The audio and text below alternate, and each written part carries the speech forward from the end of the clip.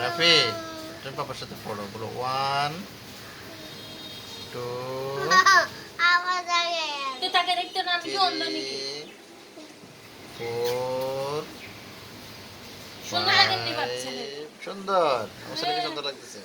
6 7 আওয়াজ আমি আমার হাজবেন্ড 8 9 এটা আমার 10 husband।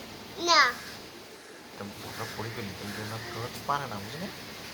বলো সরিও না সরিয়া 3 4 5 7 তাহলে বাবু বলি 1 1 2 2 3 3 4 4 5 6 7 7 8 8 9 10 10